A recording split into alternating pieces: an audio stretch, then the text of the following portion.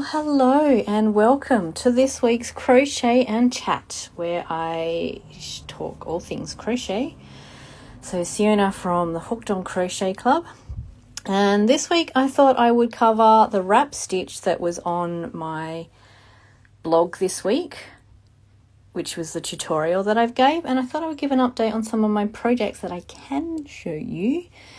But anyway, this wrap stitch, so the full tutorial is on my blog now, so you can get the link to that in my bio. But it's this fun little stitch here, and I absolutely loved playing with this stitch. So this one is from one of our Clubhouse makes.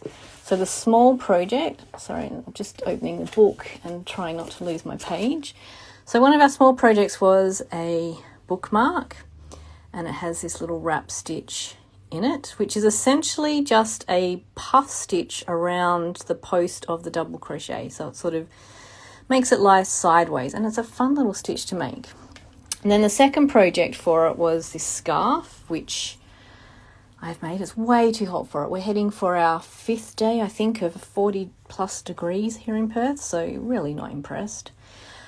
But yeah, so it's the same stitch design, just a different, bigger project. And because I loved it so much, and I did this one as a yarn review, I did the same scarf, but instead of the fringe, I turned it into a infinity scarf. So definitely a fun one to play with, and it works up really quickly. So it's got a double crochet or UK treble in between with a chain one, and then that wrap stitch, which is, again, it's a puff stitch, so it's only pulling up 3 loops.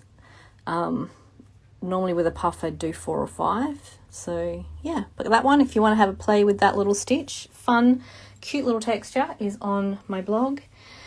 And I thought I would share my temperature blanket. So you may have seen, I'll post a picture eventually, but I'm now on row 2. So column 2, I should say, because this year I am doing it as the vertical. So I'm starting from one edge, the long edge, and moving across.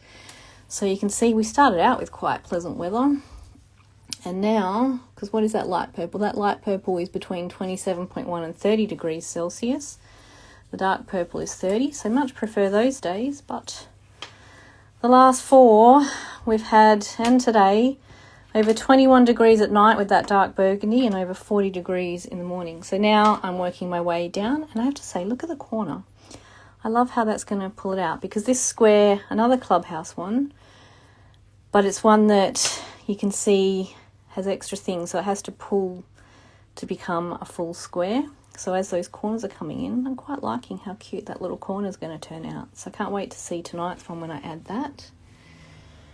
Now, another promise that I had for myself was to use up hand-dyed yarn, 1 or 2 skeins every month. So I did do the hat and scarf that I showed last week, and now I'm making my way through this one. And see, plant pot, best yarn bowls ever. So I'm making my way through this one, and I'm planning to turn it into a top. So it's just a basic traditional granny square. Because it's such a busy yarn, you can see it's got the 2, my hair's in everything, 2 colours twisted together. So you can't do too much with the stitches because everything's just way too busy. So I'm just doing traditional granny, big square.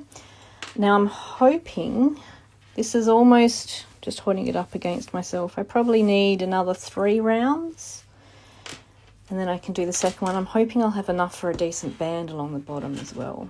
But so yeah, just to keep myself accountable, I am working towards using up 2 skeins. Which, this is what I do, once I've wound it, I put the thingy in the middle. So this one was one of my Knit Crate subscription boxes. And see, I labelled what I was going to make with some of them. You can't really see that in that light. It's a granny top. So I have pulled out some of my yarns and decided what they're going to be. So yeah, that one. And if you checked my stories, you would have seen that I've been working on my latest, let me put that back in there, square a day project, which is finished. So I have to come up with another one. But this one is, I had all of this yarn left over from my Queen Cow and from my a couple of cushions that we'd made with the clubhouse. So a blue one and an orange one. So I have finally finished. Look, 9 days. You can't see it so well there. But I've got all my squares and enough to cover the front of a cushion. So let me show you.